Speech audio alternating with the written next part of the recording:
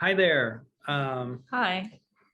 We're Tim and Caroline from Kitchen Garden Farm in Sunderland, Mass.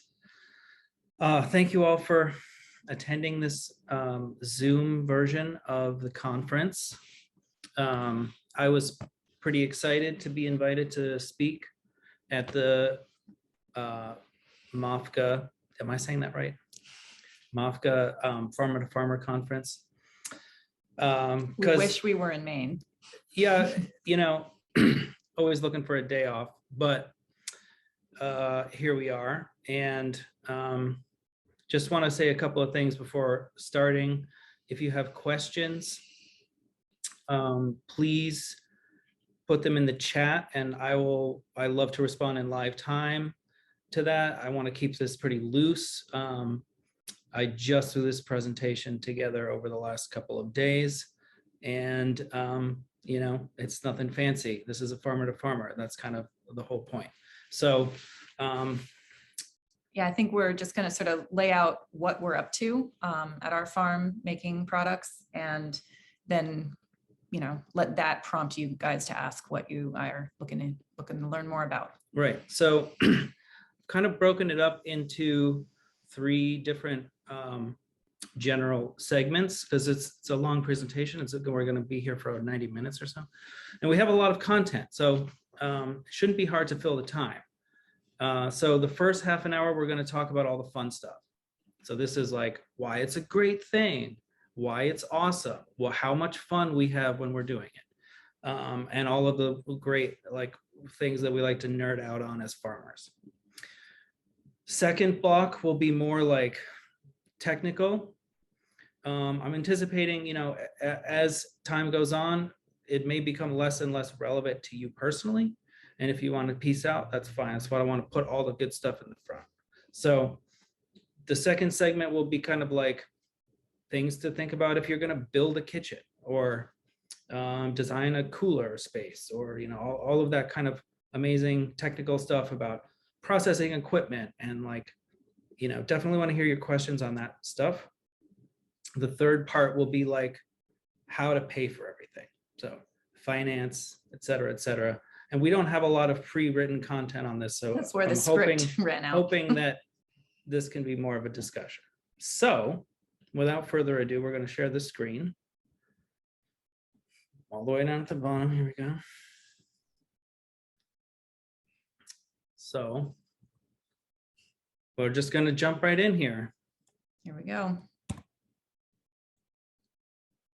So welcome to our farm.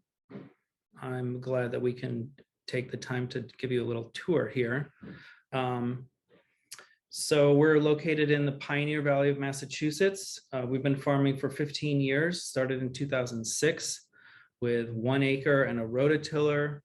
So we've farmed, and now we farm on 70 acres. So we farmed at a lot of different scales over the years. Everything from just doing some farmers markets and restaurants. We did CSA for a number of years, stopped doing that, still doing a lot of veg wholesale and value added. We started doing in 2014 or 13 and have ramped it up considerably since then. So we're located in Western Massachusetts. We sell fresh produce to our local stores and restaurants. We sell a lot to other CSAs.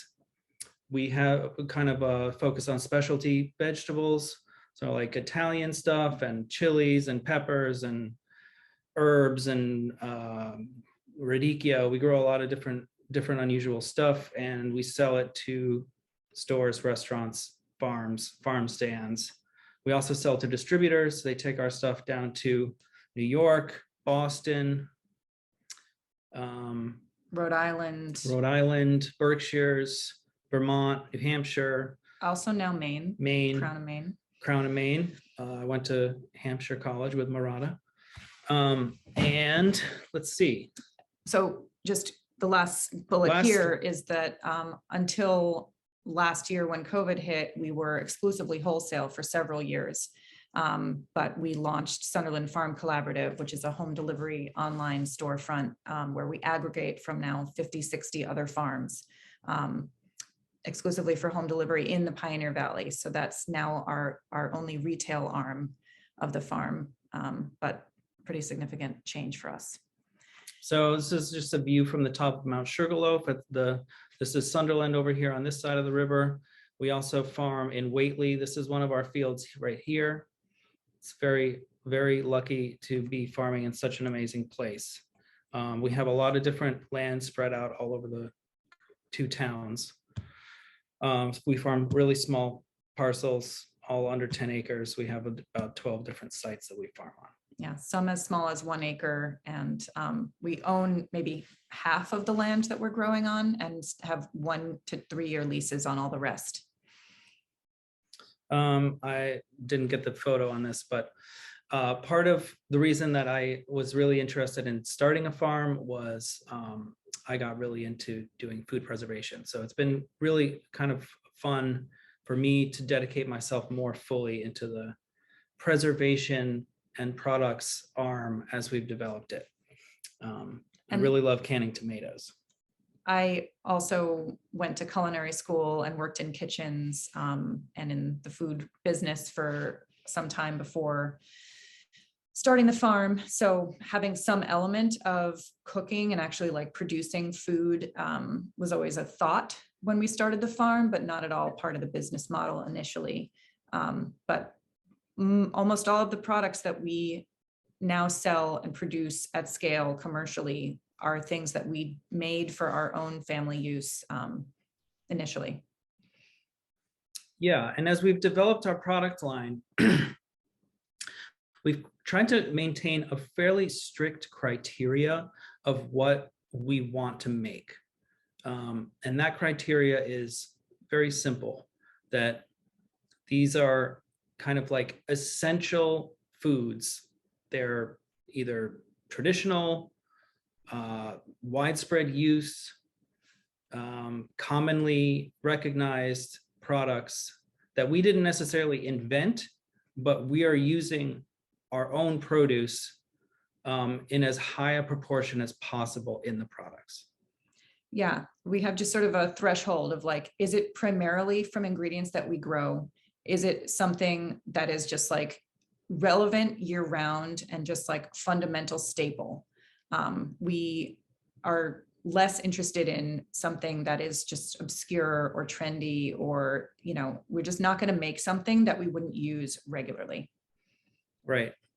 I saw somebody saying, like, I think it was Chris Bianco from Pizzeria Bianco in Arizona, and it was like, no new ideas since 2002 or something. And it's like that's like what I'm all about. So we're just going to go through, show you the different products that we make so that we're all talking about the same thing here. Sriracha sauce. This is the first product that we made commercially. We started in 2013. And initially we started doing this because we were doing a lot of farmers markets at the time, and we were actually hired, we rented a commercial kitchen at a different farm, and we were doing like baked goods and prepared foods, and we were doing catering.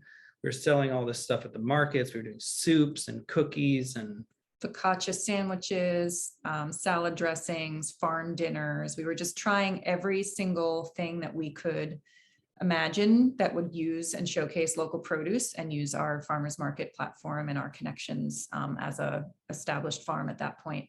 And we, you know, that was the first time we made 1 5-gallon bucket of sriracha because we were hosting a hot pepper festival and figured, hey, let's maybe make something with these extra chilies we have around. Yeah, like we have this commercial kitchen we're renting. We might as well just throw some peppers in a bucket and ferment it and see what happens. But at that time, we actually came up with the original look and feel of the packaging, and we're basically using the exact same recipe, but have figured out how to scale it up. So that's the sriracha. There's of course 3 different flavors that are just different pepper blends. So the original is red chilies. The habanero is a blend of habanero chilies and sweet orange peppers. And the ghost pepper is a blend of Everything. all the super hots and some milder ones to make it tolerable and delicious. So we have two different types of salsa. We've been making these since 2014 or 2015. Yeah. And, this is the same salsa I've been making at home forever. And we've, similarly, had to figure out how to scale it up. So we'll get into that maybe a little later, although I don't have a slide for that. So basically, all of the ingredients are roasted. So we were like, how are we supposed to roast, pallets and pallets of onions? But we figured it out by using an Arizona chili roaster. Right, So a it's barrel it's basically a roaster. flame weeder that will roast vegetables. It's pretty great. This is the next products that we are going to show. We've only been making since 2019. So number one thing that we've always wanted to do is figure out how to come up with a product that's just tomato, that we're not losing money on. And that's, still TBD. up to debate. But the Pasada, we got the jar from Italy. That's a whole other story we can talk about later. And basically we're taking fresh tomato out of the field, putting it in a jar the same day that it comes into the kitchen. It's important to note that it's a very specific type of tomato that is like a San Marzano. We can't call it that because we don't grow it in that region, but it is an Italian paste tomato that is of a specific acidity, specific water Flavor. content and flavor. And we dump half of the water out before we put it in the bottle. That's another detail. Why is this not responding to me? Oh, it won't advance. Oh, there we go. Okay. Giardina. It's a mixed vegetable pickle that is in a kind of zesty Italian oil and vinegar brine. It's great on a sandwich or part of like a cheese board, salumi platter. And this is one that when we have loved this for years and, eat it on a Italian hot beef sandwich in Chicago or on a muffaletta down in New Orleans. But when we were preparing to launch this product and would mention it to people, we had zero recognition from anybody we knew saying, I've never heard of that. I can't even pronounce it. So this sort of broke the rule in terms of it being a standard and easily recognizable product. But we felt so confident that it was just essential and delicious that so far we have found that the reception, we cannot keep up with the demand for it. So that's People like it. But the goal here is basically to take veg that's maybe a little easier to grow than peppers or tomatoes and, make a product that is delicious. And essentially what we're doing is we're turning those vegetables, the carrot, celery, and the cauliflower, into olives functionally. So if you like olives, you probably like this. These are our dried whole chilies. We have 10 different types, from the Mexican traditional varieties to European paprika types and Asian spicy peppers.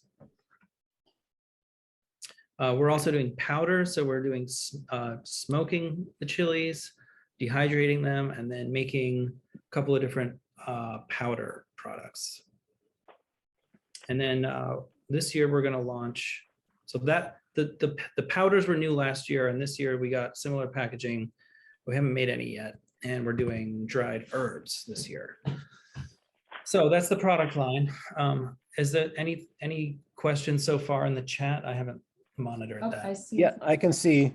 There was a question about the roaster that you use, Okay.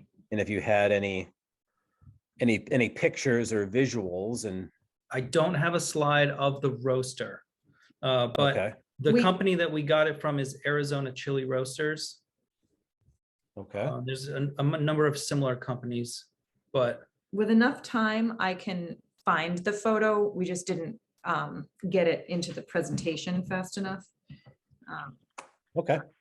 Well, maybe that can come up Great. in the discussion part. And then there was just another comment, someone saying that I am so impressed with the packaging. It's beautiful. So Thank you. back to you. Okay, so another question we often get is how big of a deal is this for your farm? And so I included this in the spirit of no secrets, farmer to farmer. I've included this handy graph showing the growth of our company sales over the last 5 years.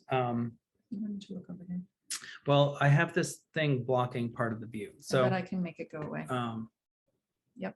Okay, so this is veg in blue. So over the past several years, our veg operation has kind of grown and plateaued. So we've been cropping about the same amount of acreage since 2017. In 2020, we started our our delivery service, and we got back into retail pricing. So that's kind of what you're seeing here. There was no increase in acreage between 2019 and 2020, right? Right. And then 2015, we're doing a very small amount. This is like the second year of production.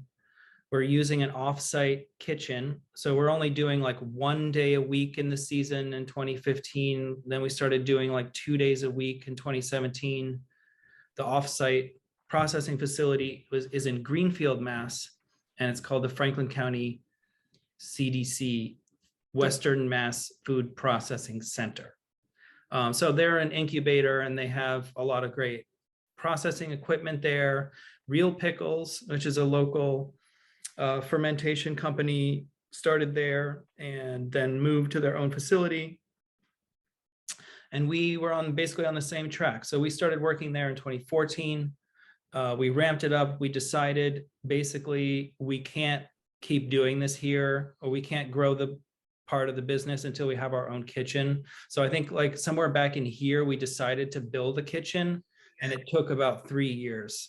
But after we build the kitchen, and we're working every day with a separate staff in there, it's going We made a up lot more really fast. stuff. So, having made the decision not to increase our acreage, but still wanting to grow the company and feeling like there's a lot of opportunity in the value added zone, we've been able to basically grow the same amount of stuff and grow the company from $500,000 to almost 2 million in sales in 5 years.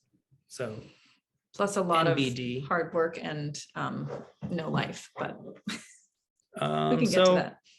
So that's that slide. What's happening here? Oh, I can just tap it. So,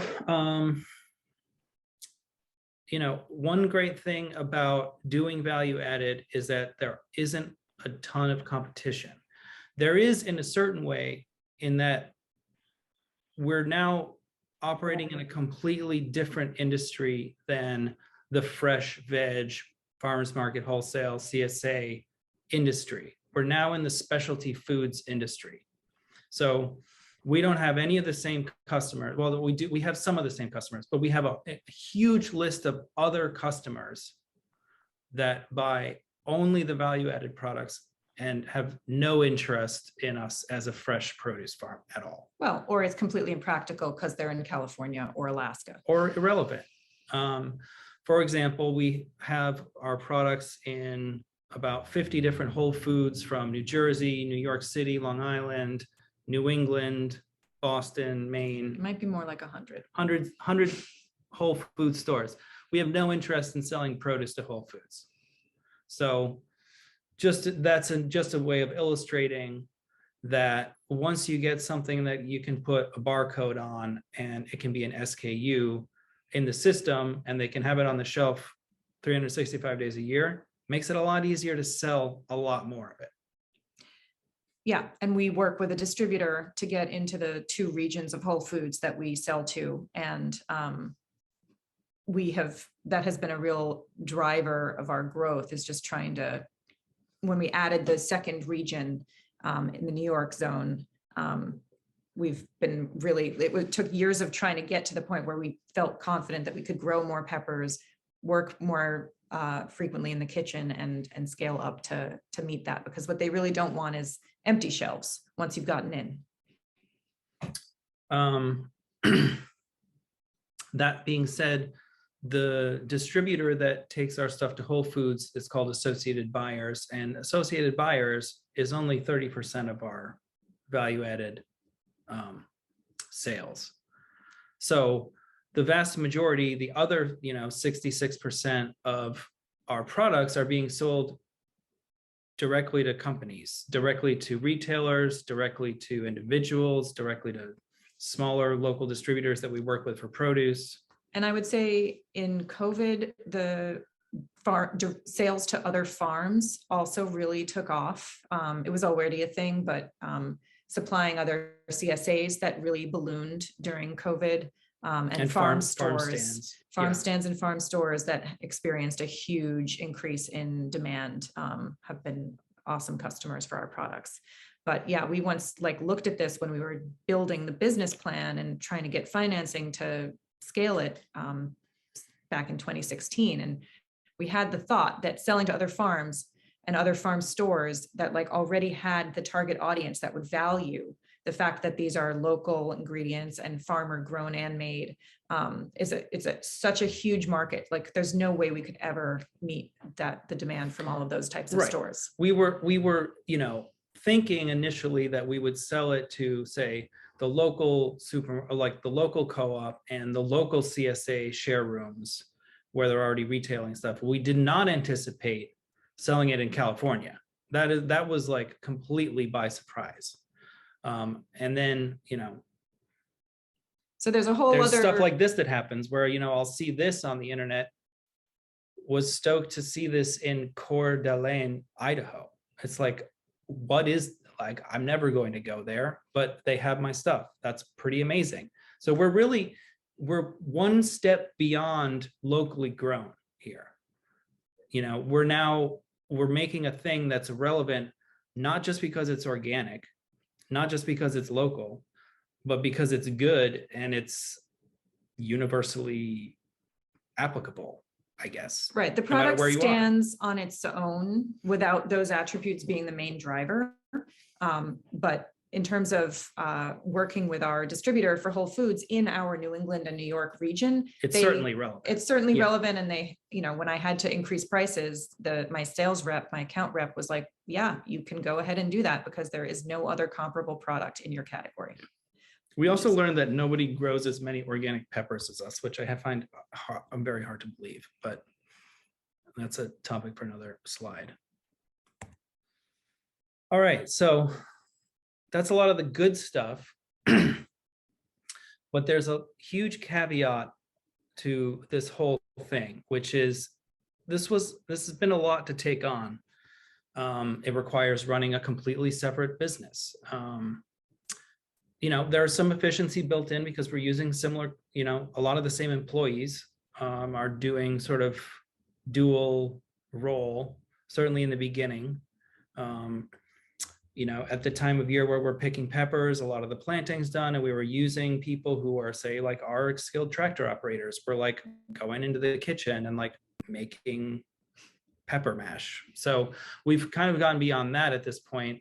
We have a separate staff of 5 to 8 people that work full-time during July, August, September, October, November. And December. Then we can shrink it down to 5 people throughout the rest of the year.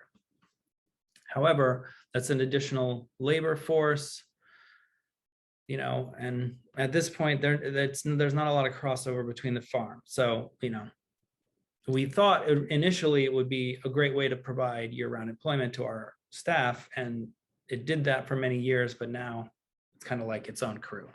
Now we're working on providing year-round employment to our farm crew and our kitchen crew. Yeah, right. We have to put them in the greenhouse in the off season.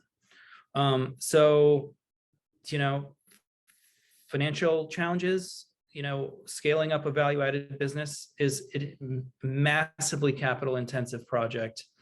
You think it's bad to have to buy seed and fertilizer and pay people to plant and harvest, but we have to do all that and still not get paid for another year, basically. Right. The payback for these products, because we're growing, harvesting, preserving, holding, and then manufacturing and selling and then getting paid, is possibly 2 years from the initial onset of costs to when we get paid for that product. So we've had to focus a lot of energy over the past several years as we've continued to scale up this operation on ramping up our financing, getting operating loans that are specific to the value-added enterprise, because their timeline is just different and longer than the farm timeline is. Regulatory compliance. I mean, if you think FSMA produce safety rule is bad, Try the FDA. try the FDA. I mean, we have to have a purpose-built building to operate in. That's expensive. So we're going to get into a lot of this later on in the presentation, but I just wanted to give us a reality check here. One of the other things that we thought was great about it in the beginning was it's a hedge against farming. However, when you're processing 40,000 pounds of chili peppers and you lose your crop, it's not like you can just go out and buy those. You have to grow them or else you don't get to make your product. So in a way, we've actually increased our risk from challenges with the climate and disease and pests. That's maybe a mixed bag, because even if we're more at risk, we can also use slightly damaged produce. So, we did actually meet a lot of our goals for tomatoes this year, even though we got 20 inches of rain during tomato season. So, we lost a lot of tomatoes, but we still were able to use enough to meet our goals. Does that make sense? Are there questions on this? Not yet. Yeah, but All right. at this point, we have just so much planned revenue tied up in very large plantings of peppers and tomatoes. So there's just a lot riding on it. And It doesn't let us sleep any better at night. We have started this year for the first time contracting with a couple of other organic farms in our area to spread out that risk and sort of have a little bit of contingency for peppers. And we're very grateful that we did that this year. We have Phytophthora is a problem in our area that is a disease inherent in the soil for, squash and peppers are both susceptible. So, we have a limited number of our fields that we can grow peppers on that are not going to have that in a conducive wet year. So we're thinking more about spreading that risk around by working with other partner farms. Okay.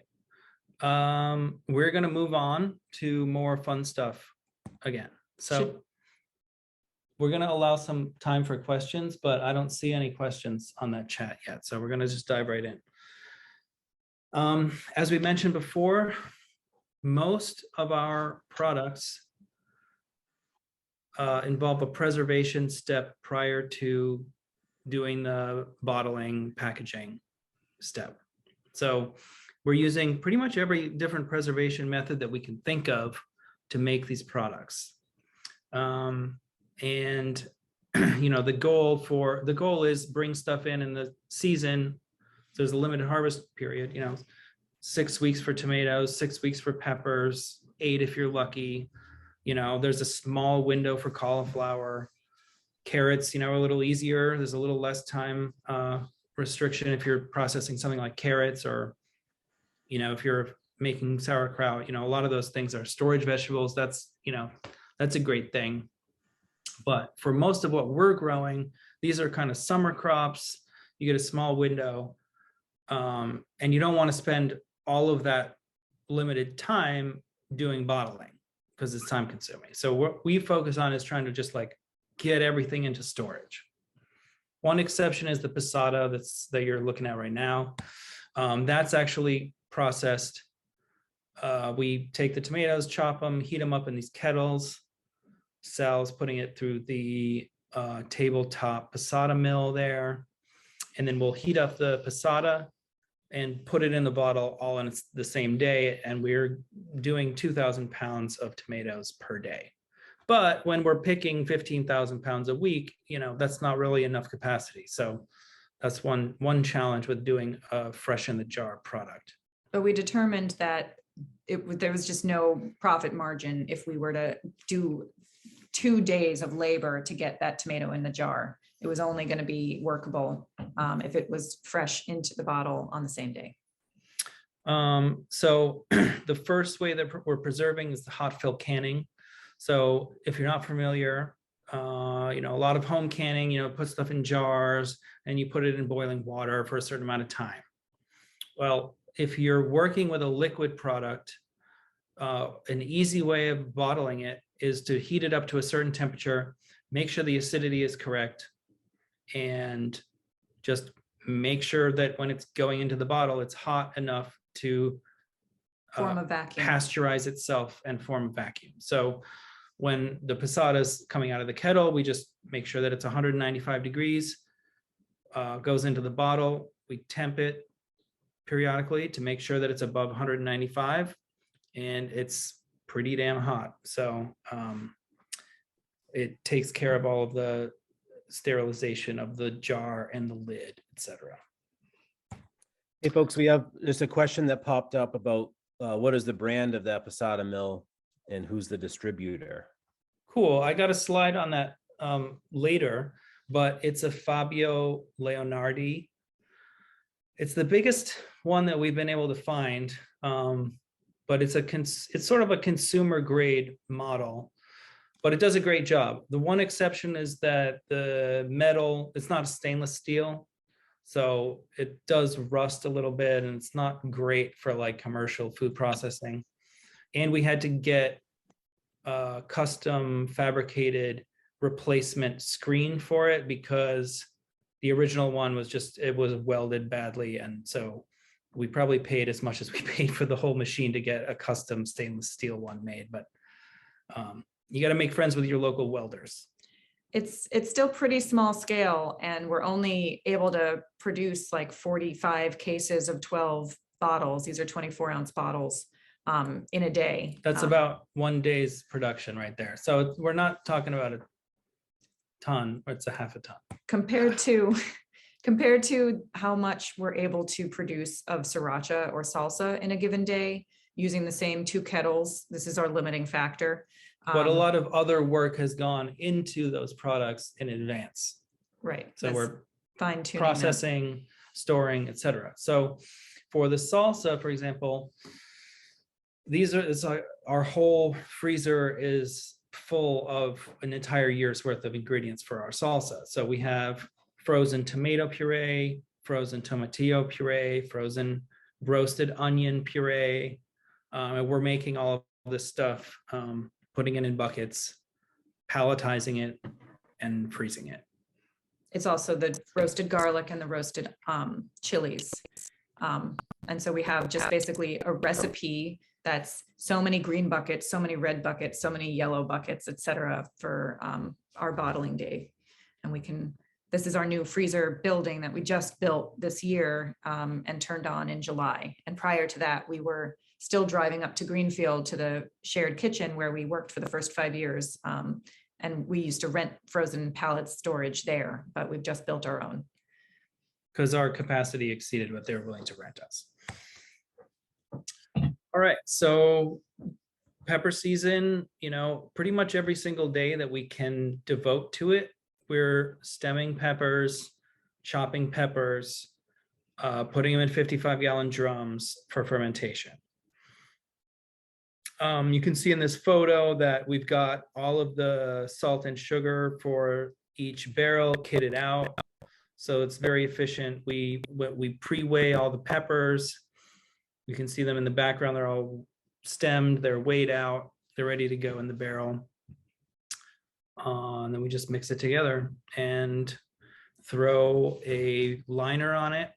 So what you don't see is the 8 hours times 4 people standing around stemming the peppers for days leading up to being able to do that.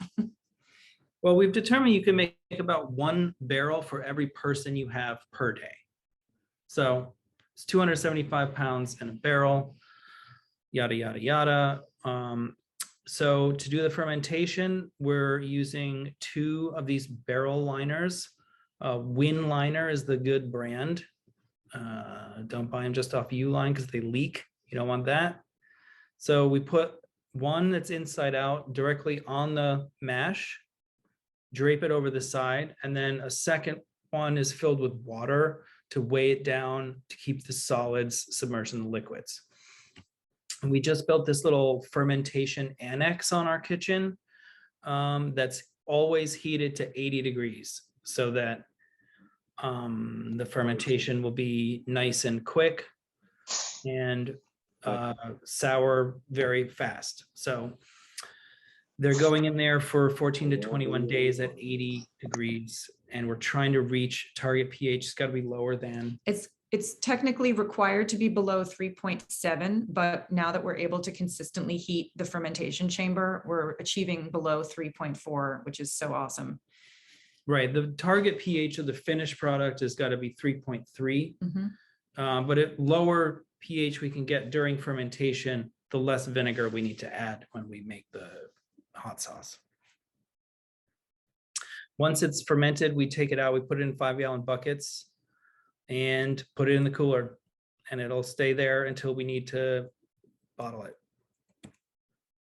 And it says 2 years, but generally we bottle everything within 1 year, and unfortunately sold out really quickly last year because of the crazy COVID spike in demand everywhere. And we were sold out of Sriracha for 5 months, which is not something we'd had happen to us in many years as we'd finally gotten it ramped up. But this year we succeeded in increasing Sriracha mash production by, I think, 80% from last year. So we're hoping we don't run out. We'll see.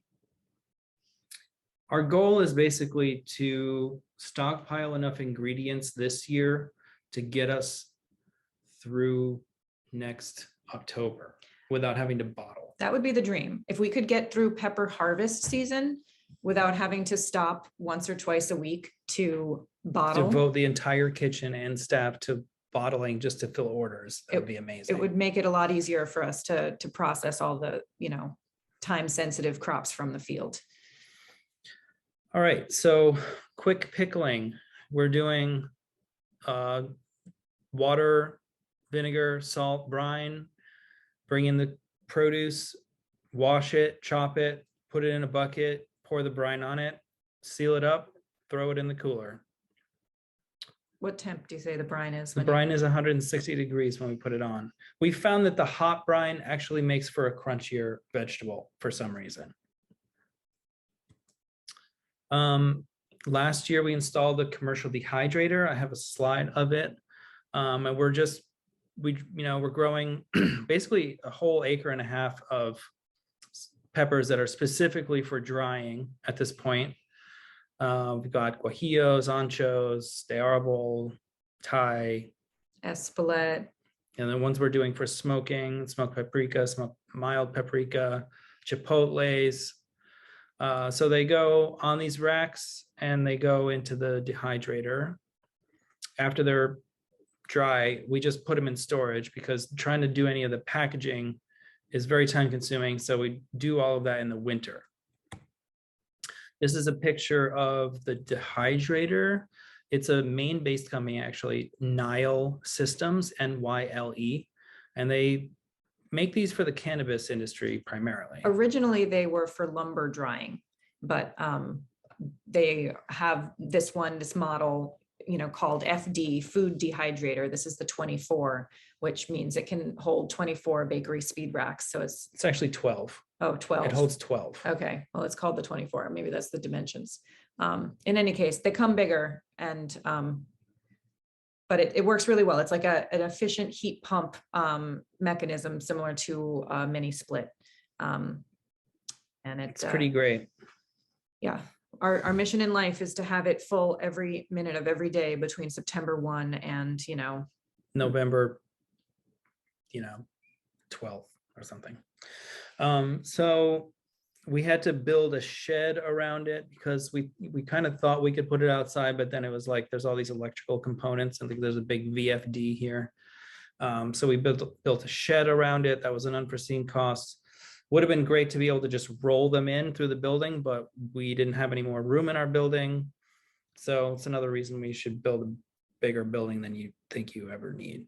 Yeah, so However, we currently have to take a box truck with a lift gate, back it up to our loading dock at the kitchen, roll the racks onto it, strap them on, back up to the dehydrator and lower the lift gate to roll them in. And it's a bit of a process. I've but gotten better at it. it works. It's a little picture of our smoker setup.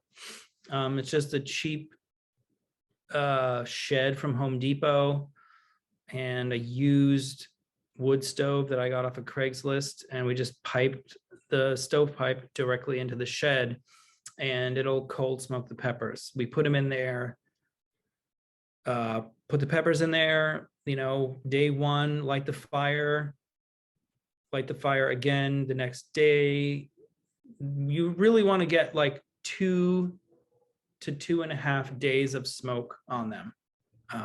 And the chilies are fresh going in for smoking. They take on the smoke flavor better in their fresh form, and only after they're smoked do they go in the dehydrator. But also, don't let your inspectors see a shed like this. We got to build a better one. We're going to build a sometime. better one, but for now, this is what we're doing. All right, I'm going to take a little bit of a break. I'll be back. Stretch break. Do folks want to throw some questions at us, and I can look for a roaster photo?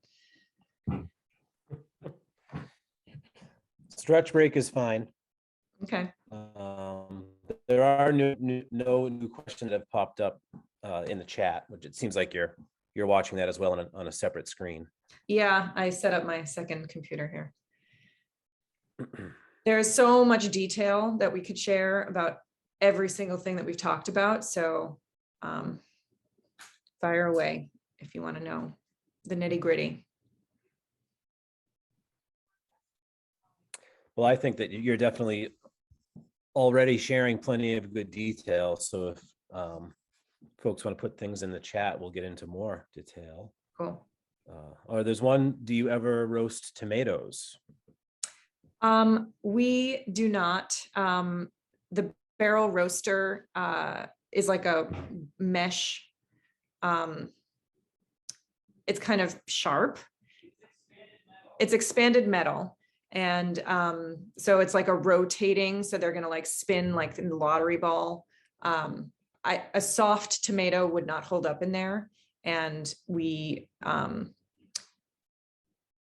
the step for the tomatoes is that they just get blanched and then chilled and then pureed. And that's what we use. And we get the smoky, roasty flavor off the other ingredients, the chilies, the peppers, the onions, the chilies, and the garlic, impart that smoky layer.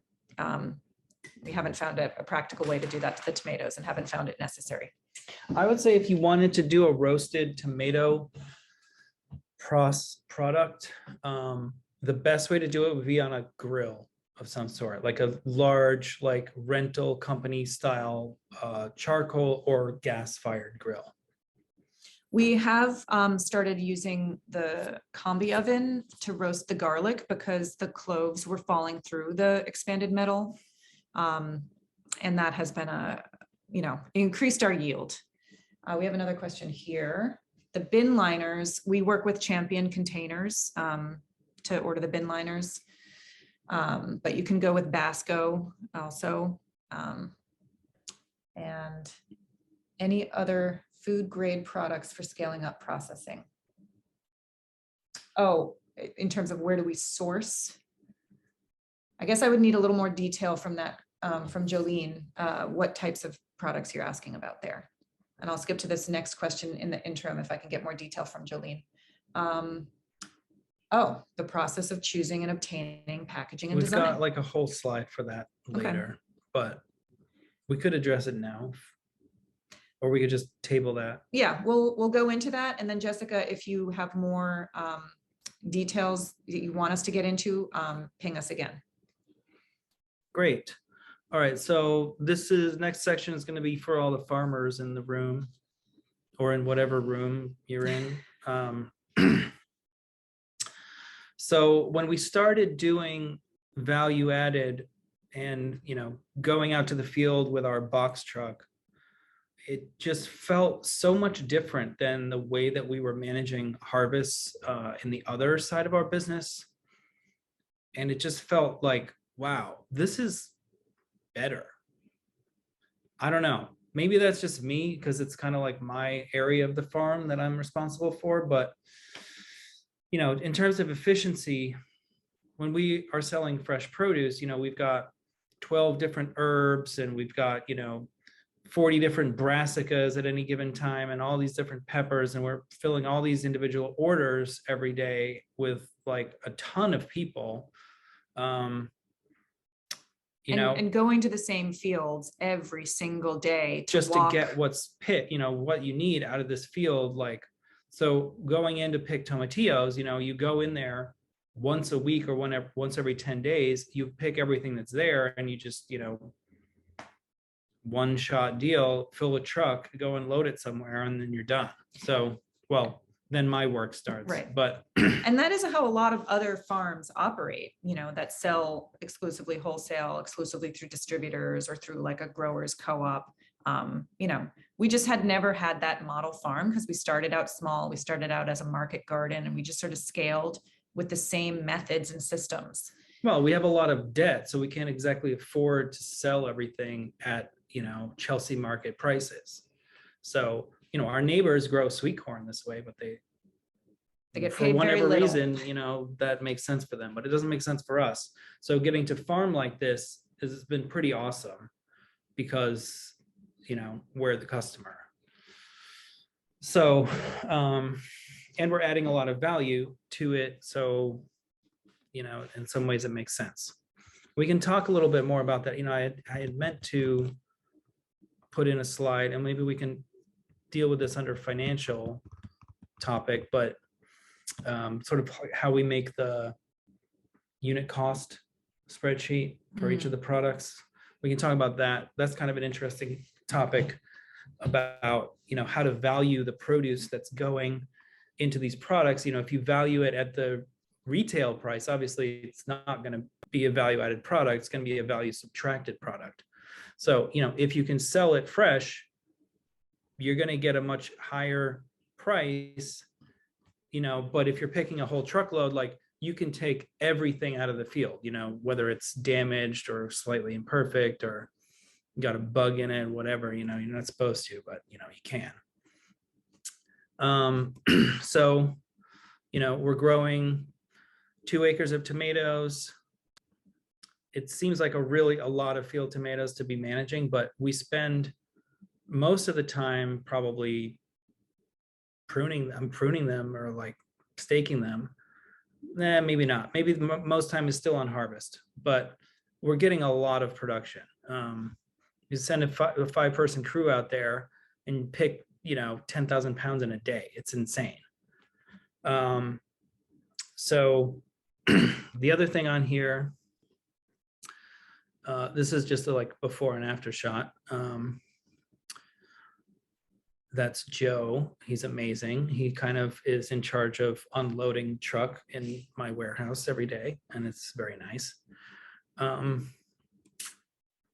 This is our onion field, looking good before all hell broke loose this year and got weedy. It's a tomato field. Sorry about the crooked image. I took it from a tractor, and I don't think I ever posted this one on Instagram, so I didn't edit it. But as you can see, we're growing a lot of one thing and we're picking it all at once. That's kind of the gist of this slide. There's a question that came through, are we organic? And yes, we are certified organic. Yeah, so all of our products are also certified organic. I have to get certified as a farmer and a handler. So it's 2 different levels of paperwork, and the handling paperwork is far more arduous than the grower paperwork. Yeah, each individual product, you know, you have to do a whole separate sheet on the process, the flow chart, you know, all of the inputs. But, you know, as with all things with the certification, once you've done it once, it's easier to renew. Mm-hmm. I mean, the other thing on this slide is you know, I can't tell you how many times people have come up to me and been like, oh, hey, it's really cool what you're doing. And like, I want to make a product with like all these rotten tomatoes that we have at the end of the CSA distribution. And I just am like, I got to stop you there, because number one, doing processing only makes sense if you're doing a lot. You know, you have to own all this stuff. You know, you have to have this kitchen, all this equipment, and like staff, and like, how are you supposed to do that if you're just using your seconds? There are helpful commercial kitchens that will make products for you, but they don't want your seconds either.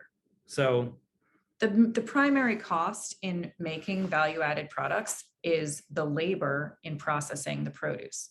And so the more arduous the processing step is, because it's subpar ingredients that you're working with, that's where you're going to lose money, and that's where you're going to lose your profit margin. like, actually, literally, I'm asked the question by our farm harvest crew, like, we took one of your pallets, we sorted it for wholesale, do you want the seconds? And I'm like, just throw them in the dumpster, because like, it's so demoralizing to get in a pallet of all seconds that every single tomato needs to have a spot cut out of it. It'll just completely slow down your process and ruin everybody's day in the kitchen. So that's just my plug for, if you're going to do this, you know, do it intentionally, etc. Including choosing varieties that are really good for processing. So it's really important to us. And I think, you know, I could easily say right now that the most important way or innovation that we have done to improve the quality of our Sriracha sauce is in variety selection and how we're managing the harvest criteria. So if you were to say buy peppers to make a sauce from a farm that doesn't do this specifically for processing, you're going to get a mixture of like half ripe peppers, or like, you know, so we just decided we're only going to pick fully ripe. You know, you can see in this picture, like somebody, you know, picked a little bit of green, like that literally would not be allowed.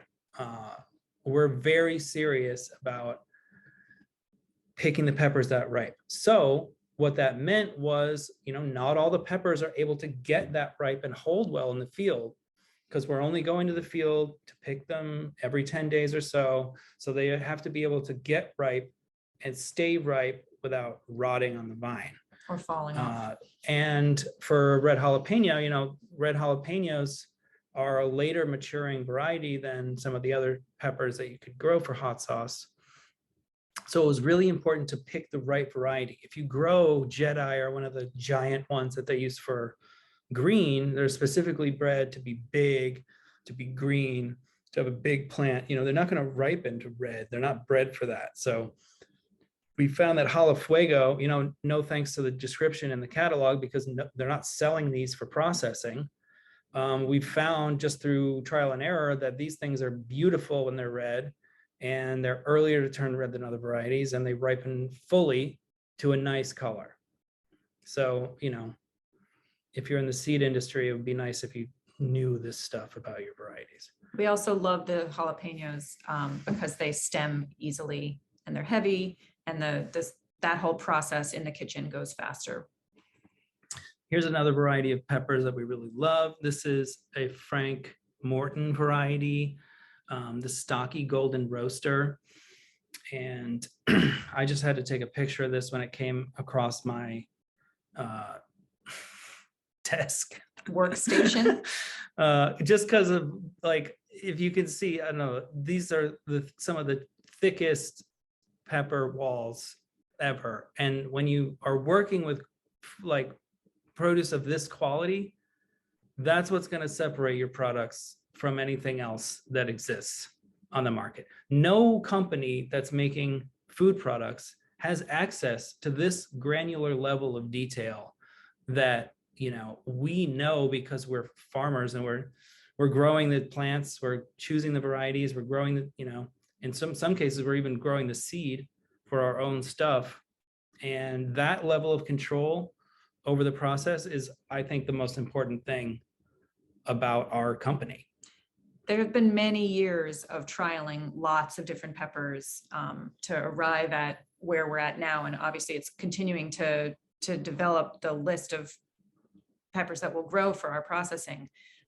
Because, you know, like we experienced this year in COVID, the like weird spike in demand for seed, certain of our favorite varieties were basically unavailable in a devastating way. But, you know, the thick walls of this pepper have attributes of like the color is so rich and deep, and they're heavy, you know, you have good productivity in processing them, and also the yield of the puree is thick and substantial. So these are the factors that we're evaluating for when we are doing seed selection and planting, and you know, everything is important. Yeah, here's another example, the Spadella Calabrian chilies that we get from, what's the name of the company? Salerno seeds. These are a commercial processing variety from Italy, and they're pretty amazing because they have a really thick wall, but they're also fast to dry. They're extremely versatile, and they're just a great flavor. And you know, if they were easier to get, it'd be great. But none of the domestic seed companies have anything that really compares to this. Some of what is available is really good. The Flaming Flare Fresno, that was our opening slide on the title. That one's amazing. Holds really well in the field after maturity. You know, you can go out in the field August 29th and be like, oh, all of these peppers are ripe. And you can like walk away and not come back for another month, and they'll still all be good on the plant, which is, you know, amazing. And they also resist Phytophthora. The Oranos orange peppers we get from High Mowing are really good. They have amazing pigmentation. The Helios are just a joy to pick because they're so well high yielding. But one of my favorite all-time varieties of any type is the Tyran Tomatoes. They're a San Marzano tomato the seed is produced in Italy. They're sold through Johnny's. They had a crop failure last year, and that was kind of devastating to us. But here's an example of a healthy, you know, Tyran tomato. We're growing these outside organically, and this is the most robust, disease-resistant beast of a giant vine that I've ever seen. And they just produce and produce and produce and produce. The question is, did trialing involve communication with and feedback from seed companies, and where do we source seed? I mean, we source seed from primarily the same sources that everybody does, Johnny's, High Mowing. We source some of the stuff from Osborne out on the West Coast. I mean, I've talked with people in the seed industry, but mostly about why can't I get this variety that I have determined on my own that I like a lot. The first question from Layla was, is seed saving compatible with your processing and food making at all, or not at your scale? I think that if we were just focused on the 10 acres that we're, you know, growing to make $1 million worth of products, it would actually be feasible. But we're also doing 40 acres of like mixed veg wholesale, and that combined with our processing is really enough, I think, to manage. But I do still save a lot of the drying pepper varieties. Like they're not available commercially. Dayar Bowl. Some of the other ones that are open pollinated, I do my own seed saving on, and once in a while you'll get some crossing, and that's kind of annoying. I should probably be isolating them, but hope that answers your question. Would we want to work with breeders? Would we want to work with breeders directly? I mean, definitely.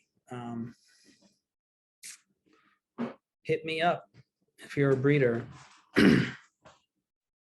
You know, I've often thought about, you know, trying to like reverse hybridize or dehybridize some of the best hybrids, but that's definitely something I don't have time for. So if that sounds like a fun project to you, let me know. Here's another shot of Tyran. This thing's just amazing. It's not the prettiest. A lot of them are deformed. They don't fully ripen.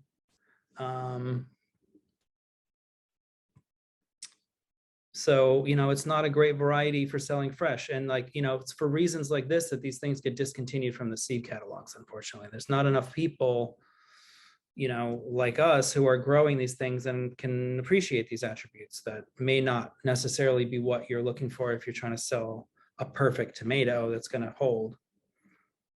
It must be said, though, that post-harvest, this variety gets way less anthracnose than any of the widely available certified organic plum tomato types. All right, have we talked enough about this? Here's some celery. These two varieties I listed here are fairly recent hybrids. They're seem to be earlier and better for us. Growing celery is still a challenge, but we're getting better at it. So this is where I was going to take a little bit of a break.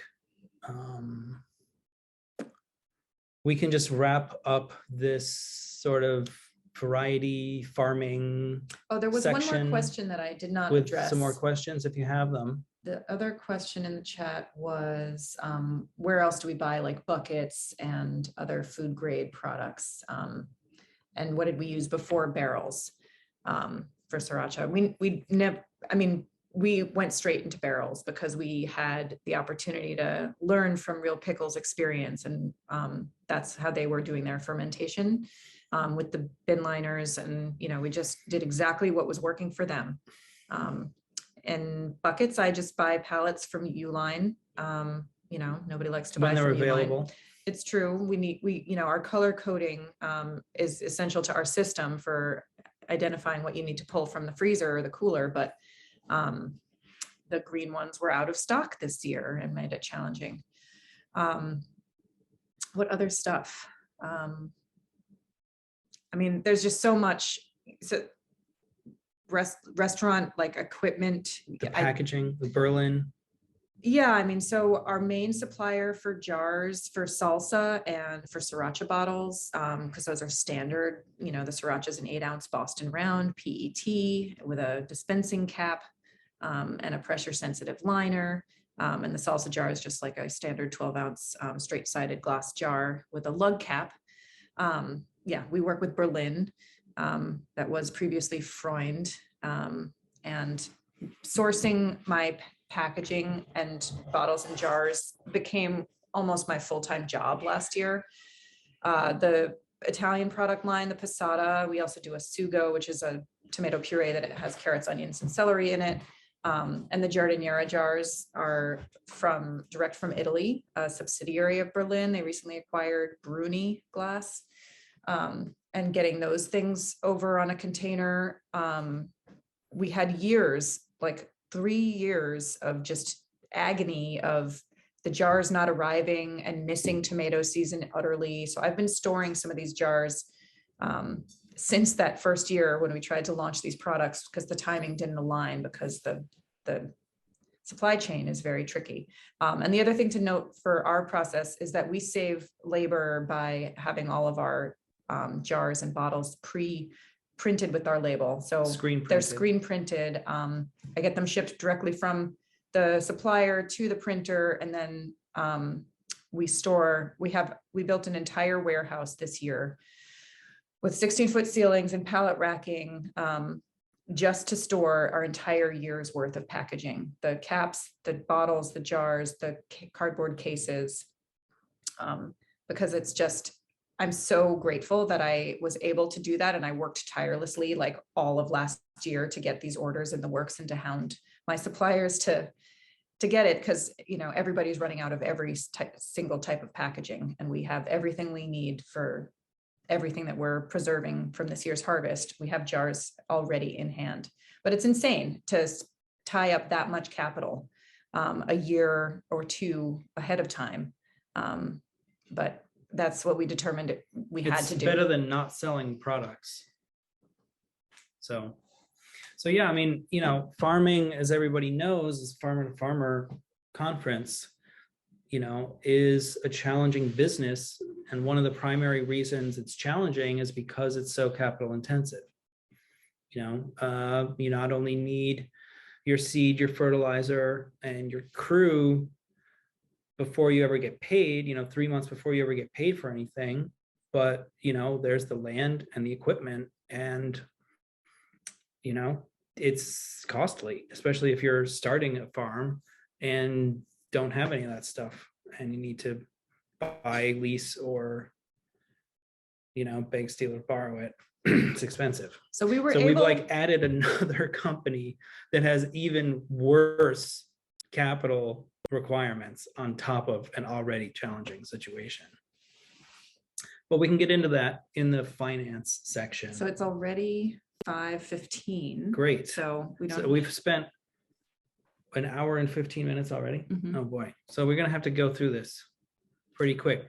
I don't know how many of you are gonna build a kitchen, but here we go. Well, yeah, I mean, we got through the first 5 years of launching these products and getting to a pretty, you know, wide distribution by working out of the shared facility.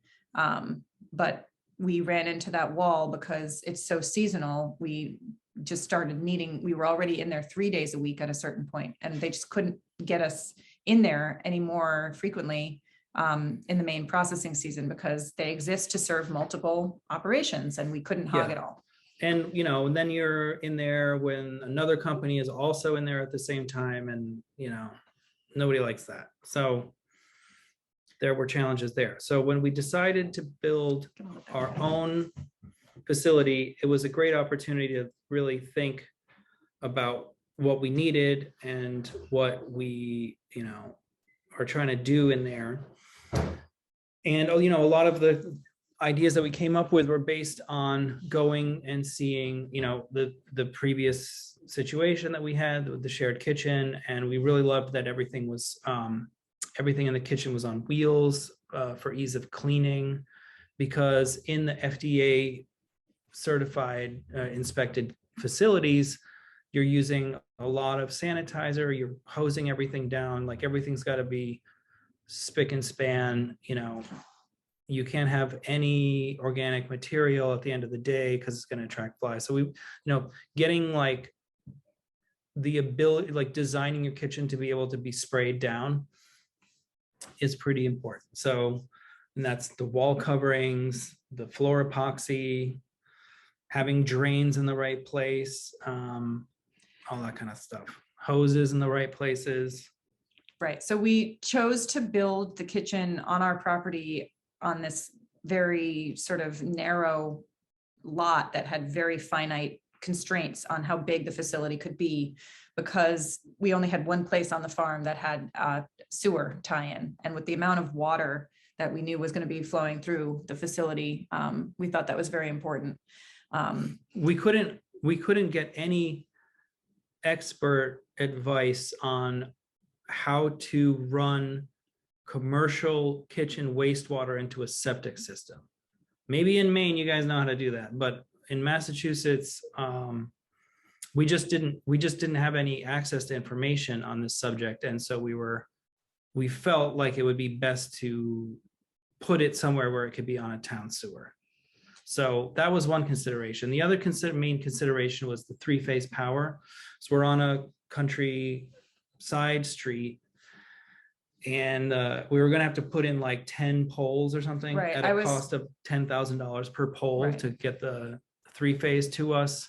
So we have a lot of 3-phase equipment in our kitchen, and we only have single-phase power. So each one of them has a phase converter. We never heard of this until having to do it. And luckily we were working with a really great electrician who has done it, and it works. So right. It was a little nerve-wracking because some of the manufacturers of the kitchen equipment would say that connecting it to a phase converter would void my warranty. But it was either that or not have the kitchen. So we're doing it, and it works great. Can people see this image of us? I think our video is. Because I could show this drawing. I wasn't able to get this into my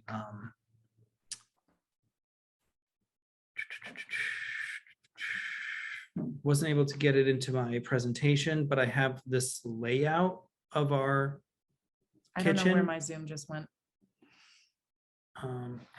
We can still see you guys, I think, to get it up there. Okay, so Alright, just show the it. answer is, okay, No, but this is the one that's active. all right.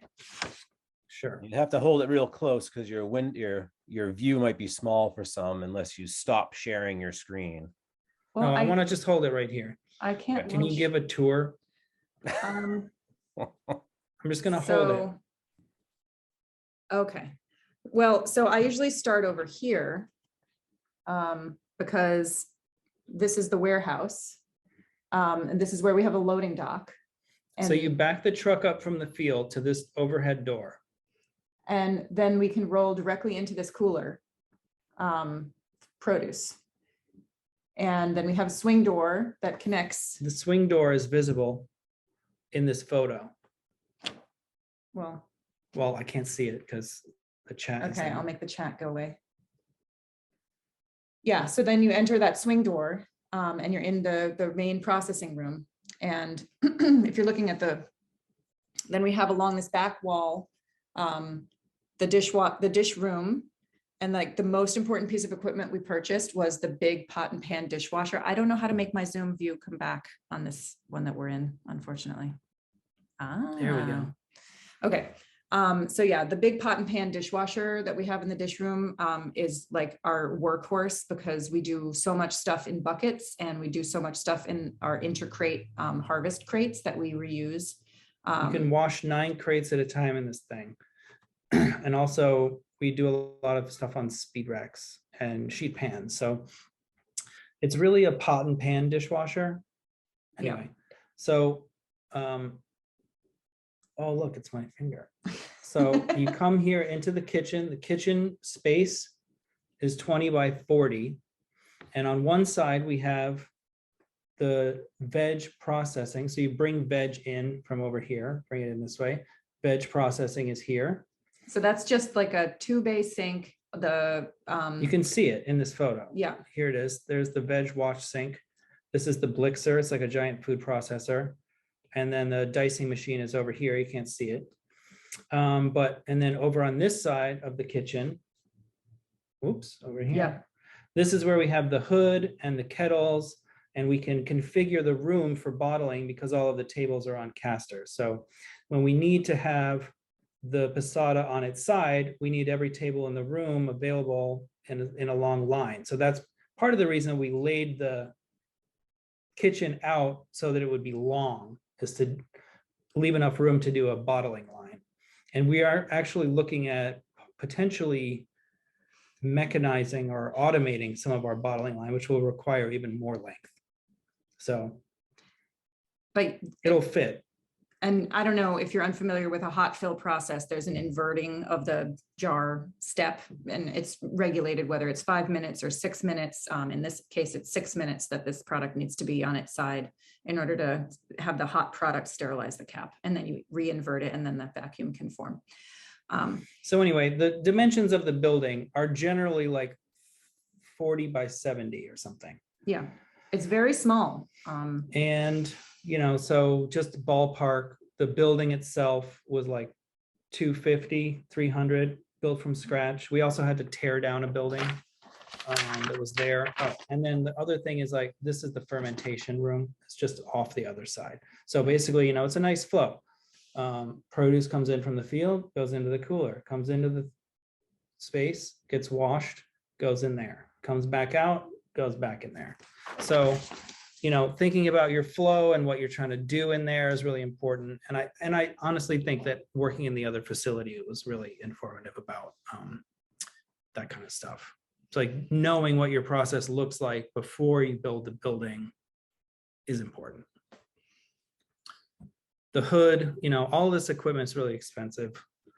That's why I put ventilation on here, because if you're going to do any open flame heating, you've got to have the commercial hood. I don't know if you want to speak to that at all. I mean, every single thing is at least 20 grand. Just like baseline for any piece of equipment. And it goes up from there. But yeah. So that's the dishwasher, the hood, each piece of equipment, Right. except for this little guy. This is the Fabio Leonardi again. And this is like the one piece of equipment that we're using that's kind of like consumer grade. But yeah, there were choices to make about what fuel source for each piece of equipment. And, you know, we talked about the 3-phase power, but we had to go with LP propane for the kettles, for the combi oven. And then that made the combi oven required to be under the hood because of the propane heat source. So, you know, figuring out what equipment really needs to be under the hood and sizing the hood appropriately is a major early factor in every other thing that's going to happen in there. I mean, you know, a lot of these considerations, like in a certain way, like would have been better if we had just gone into like the zona industriale, you know, like the, you know, like a, what do you call that? Industrial park, you know, or like where you would locate a brewery or something. Like it would have made a lot of sense to do that. But having it on the farm is really pretty great, because if we were doing it offsite, like it was challenging to build it from scratch, but because we did it, like we don't have to be in two places at once. We can, you know, be at the farm, keep an eye on the different operations that are going on there. Have lunch together with the rest of the crew, still have that cohesion and that like one team feeling. Because for those years when we started being up at the Greenfield kitchen at the food processing center 3 times a week, there was just a rift. Like there was just a sense that nobody knew what we were doing. We didn't know what they were doing. And it felt like 2 different farms. Right. And so we really valued having everything integrated on the one property so that we were, you know, it just made the whole operation, which in our brains is all one thing, feel that way to everyone else too.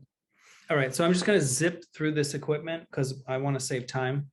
But these are the pieces of equipment that we bought for our stuff. So that's the Fabio Leonardi Pasada mill. This is a Vincent screw press.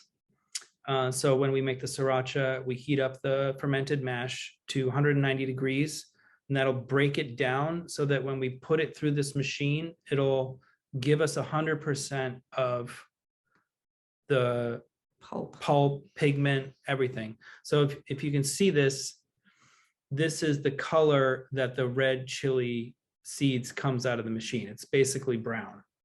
Because we've extracted everything. So we just chuck this directly. It's just seeds. We chuck it directly in the compost because it has no flavor. We tried drying it. We tried smoking and drying it, and it just tastes like cardboard. So all the good stuff is going in the product. So this is the dicer. This is a smaller machine, but it does a pretty good job. You can do a couple 1,000 pounds a day if you had it ready to go. This one we got from Charlie's Machine. Has a lot of great produce stuff in there too if you're just farming. Yeah, a lot of veg processing, washing equipment. But that's a dicer, so it essentially works like a continuous feed food processor. Goes down. There's a rotating blade, just like in a home Cuisinart kind of. No, it's like the slicing blade from a home Cuisinart. And then it gets forced through a grid. So you can get different sizes if you want a different cut. We use a very small cut. It's like 8 millimeter for the sriracha mash. And we use a much larger cut for the carrots and celery. For the Giardina. For the Giardina. These are the steam kettles. This is a 125-gallon steam kettle. This is about the biggest one they make, unless you're going to like brewery scale. This is just a photo of all of the chopped tomatoes. They've been heated up to a similar temperature, about 190, and we're pouring what looks to be completely fresh, clear water out of the bottom. And that's basically how we make the pasada. But we're also using the kettles to heat up the frozen, then defrosted salsa ingredients, sriracha mash. So a lot of the products involve the kettles. And when we're doing bottling, we'll hook up our filling machine directly to this tri-clamp fitting, and it'll get pumped directly into the jars. Yeah, we have an Odin pump filler, and the I pump forgot to itself put that on here. is Sorry. on a cart on a shelf on the bottom at the same level as where the hose connects to the valve on the kettle. So it just pumps directly up through the filling nozzle into the bottle. And then we just, pass it down the line. Somebody puts a cap on it. Somebody puts a date on it. It's pretty Put it in the great box. because the length of hose is really short. And when you have a very high temperature, high fill temp for the Pasada, it's got to be 195 or above, but you don't want to be boiling it too aggressively because you don't want it to cook down and change its texture and consistency. So we're able to get almost exactly the temperature that it is in the kettle into the bottle. Yeah, it's basically like a 2-degree difference, 1 to 2 degrees. Yeah. All right. So questions about equipment. I know this is just only pertaining to our stuff, but going on to cold storage. So this is kind of like what it looks like in pepper season. And then it kind of looks like this for the rest of the year. So, it's important to build enough cold storage so that you can bring in enough produce and have enough room to store your stuff. I would say we grow for real pickles also. So we deliver bins of cabbage, and we used to grow pickles for them, and other things. And, even if you're buying from another farm, your ability to receive the produce from that farm when they have it requires you to have adequate cold storage. So I'm, so many years when I'm trying to deliver cabbage that I'm like trying to get out of the field before a hard frost directly on the truck as we harvest it, and they can't receive it because they're out of space. I don't know. It's very important when you're dealing with like time sensitive, frost sensitive crops. You want to have the capacity to receive them when you have them. Yeah, we have another cooler actually at the moment that has whole chili plants in bins in it because it's one way to save time. For all the Thai peppers and the really small ones that we dry, we'll just go in with loppers and cut down the whole plant, throw it in a bin, and then it'll just be in the cooler until such a time as our harvest crew can no longer go out in the morning because it's frost.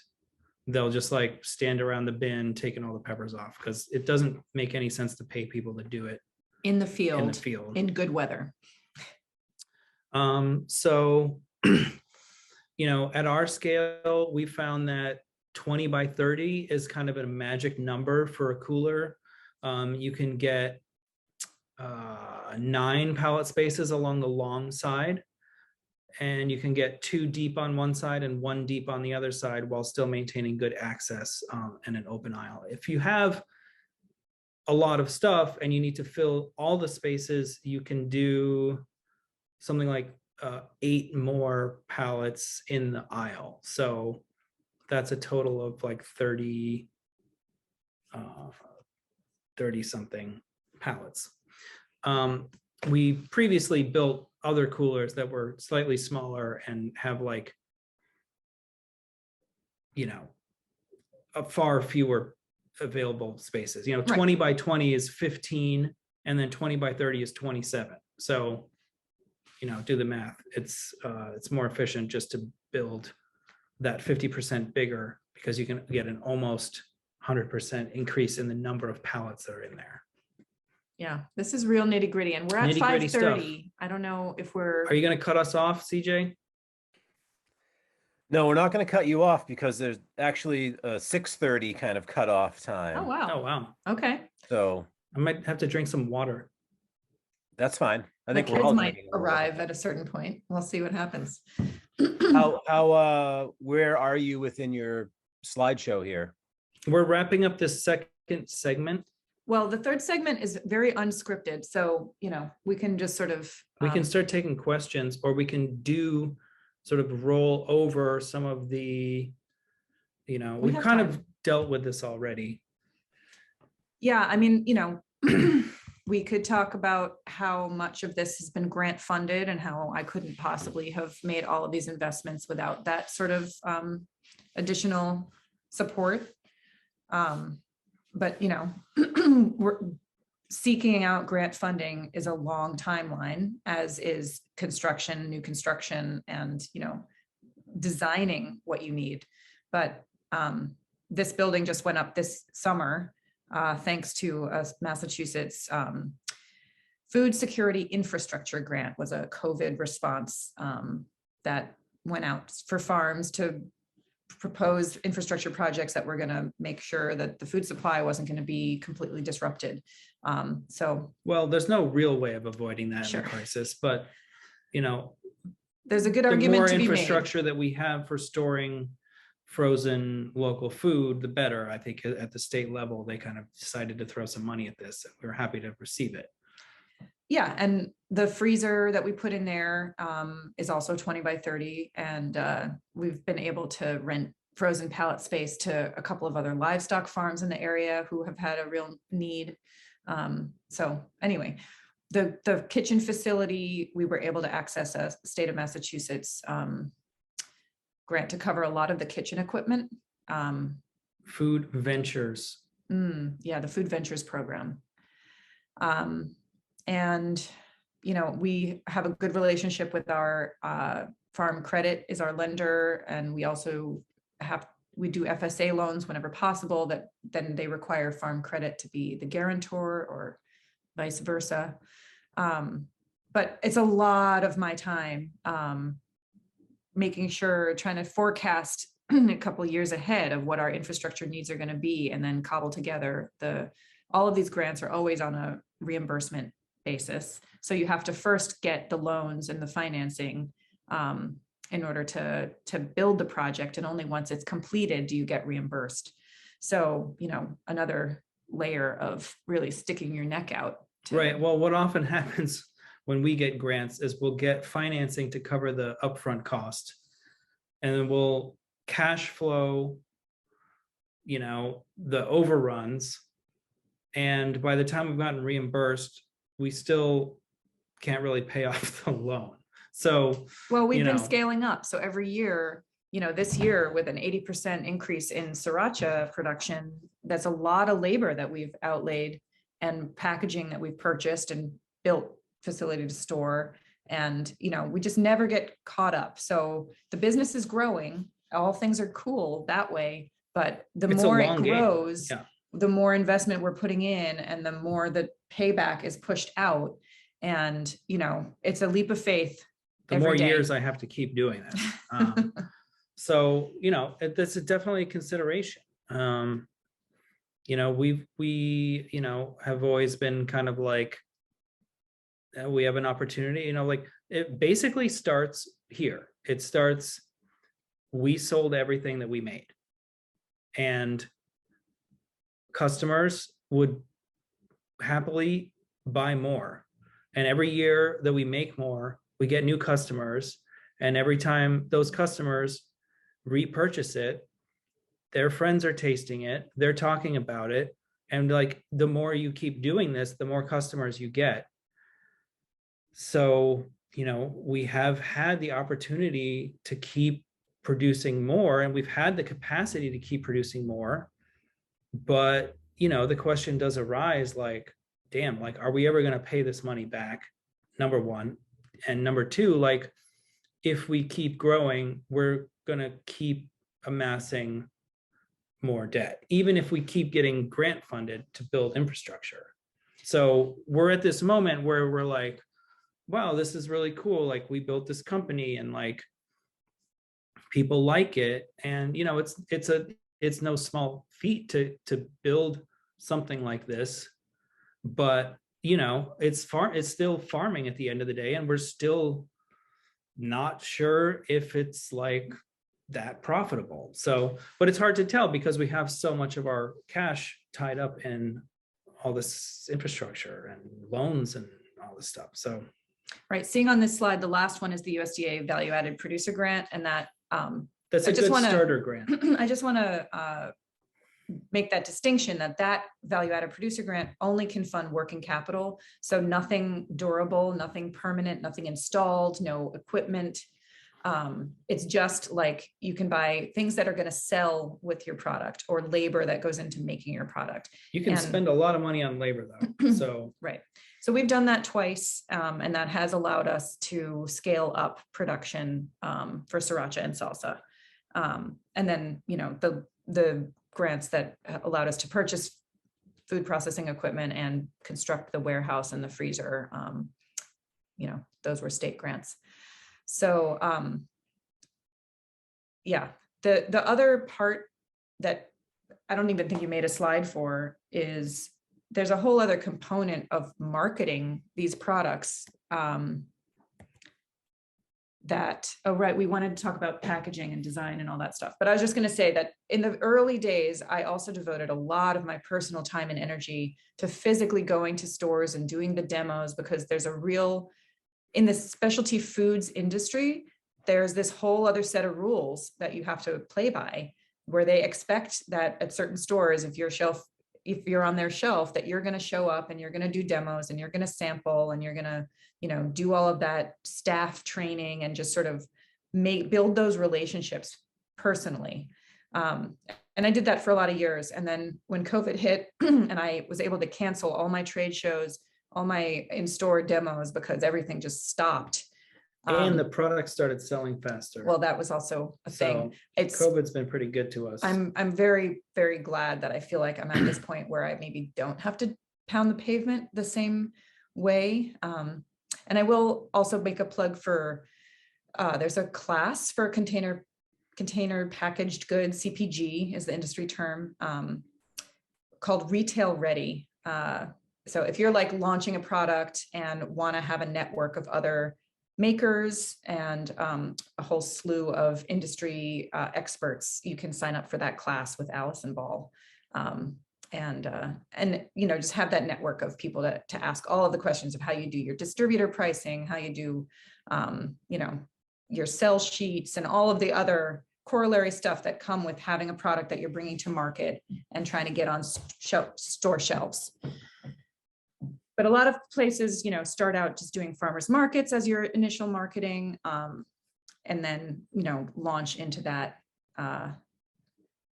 that more advanced wholesale and distribution stuff. But we have basically worked with the one major distributor, the Associated Buyers, that gets us into the Whole Foods in the North Atlantic and the New England region, Northeast, I think is what they call it technically. And then like Provisions, which is like a cheese shop and Wine specialty store kind of foods place. distributor. And I've turned down a lot of other solicitations from other distributors because we have so much other demand direct, and we do a lot of mail order packing and shipping, and we do list on websites like Fair and Tundra and Hubba and Mabel. I mean, there's just like so many that pop up all the time. And so I do have a person who has like half of their staff hours allocated to packing out mail order. It's insane. For the next 2 months, you know, from the time we started having product again after being out of stock of certain items for several months, and then through this holiday push when all the stores are stocking Which hasn't up. even really begun yet. Yeah, it's overwhelming. So there's a whole other layer that one could talk about of like, do you go with another shipper and do drop shipping? For now, as with most things that we do, we have had a philosophy of like, we want control, and we're only going to scale this business to the scale that we can still personally manage, oversee, and be Finance. hands-on. Yeah. We're not looking for investors. We're not looking to sell it. The whole point of it is it comes from our farm. It comes from our knowledge, our taste, our just like, I don't know. It's because we believe in it that we want to do it. And we're not going to do it if we're not going to have that hand in it. So there's a lot of material here that we haven't covered. How engaged are people to want to hear more about this kind of stuff? I mean, like literally, you know, as I was putting this presentation together, I was just like wow, over the last 5 years, we've had to teach ourselves how to do a completely different business that has nothing to do with farming, like nothing to do with anything that we spent the previous 10 years doing. Like, growing stuff in the ground, picking it and selling it is hard enough. But, because Caroline is such an office rock star, we've been able to, use our own personal time, essentially personal work time, to become educated about like how you get a barcode and like how you do all this stuff. And, it's kind of like a little overwhelming to just like see in a presentation like this, that like, this is all the stuff you're going to have to deal with. But in practice, in live time, this is a 5 or 6 year process that we're on, and we didn't figure it out all overnight. So we do have a question coming through. Did we already talk about pricing products? And we haven't really. Nor did I make a slide for Right. it. But we do have, so in the process of doing the value-added producer grant, when you're asking for more than $50,000, they require you to have a marketing plan done by a third-party marketing consultant. And they require like a financial analysis, like a 5-year projections kind of thing. So we worked with Julia Shanks, who's written books about the farmer's office, and did the really painful work of sitting down and building the spreadsheets for the unit cost analysis, going back through our experiences working in the kitchen. How many people did we have? How much did we produce? How many hours were we in there? What was the cost of renting the facility? What was the cost of the labor? What is the, determining what you want to value the fresh produce that we grow at, which is different from what we might sell it at. It's different even from what we might sell it at the lowest possible price. Is there a way that you could pull that document up on this computer? Not quickly. I worry about getting too distracted trying to do that. But essentially, But breaking down the cap, pricing, the bottle, the label, the freight for shipping it, because that's another hidden cost. Is like you can find out the cost of your bottle, but then I am moving 15, 17 pallets of glass around, first from the supplier to the printer, and then from the printer to me. And there's a cost there that you need to calculate for. Just take all of those large costs and divide it down by the number of units that you did. And just like, it's really tedious work. But once you have like it's 11 cents for the cap, it's an extra 7 cents for the case, and, just drill down into every single thing, then you can make decisions. Well, it's still vague though, because we don't have a set price for the ingredient cost. So we know what we paid for the vinegar, and we buy the garlic because we don't want to pay people to peel a garlic. And we know what we paid for the sugar and the salt, but we don't know what we paid for the peppers. Right, because every year on the farm is different. Some of the labor inputs and some of the, other inputs, but we're piecing together, and sort of like the way that we actually did it for our spreadsheet was we worked back from our wholesale price. So it's like, okay, so growing wholesale vegetables, best case scenario is 20% markup over your cost. Worst case scenario, 0 or negative, but like probably worst case would be like 10. So somewhere around 15% is our wholesale markup, right? So if we're selling peppers for $3 a pound, it means that we produced them for, on average together with all of the other crops that we grow, 15% less than that. It's completely fabricated. I think that we entered some $2.50 amount probably into this document, which we would pull up if we could. So, but it's subjective. I think, the only way to make Pasada profitable was to value the tomatoes at 30 cents a pound. Yeah. But we actually did do the painstaking work of trying to recreate, how many people for how many hours did it take to string the tomatoes? How many times did we go out there? How many strings are on there? So like how many days did we devote to that? with how many people, and we actually reverse engineered it in a sort of idealized way, and we figured that 30 cents a pound was actually our cost of production on the tomatoes. When you get a year like we had and you lose 50,000 pounds, you know, that's maybe not accounted for in the price. But Right, and it's tomatoes that we diverted to the kitchen and didn't sell wholesale because we were trying to meet our targets. And so, you know, there's so much nuance.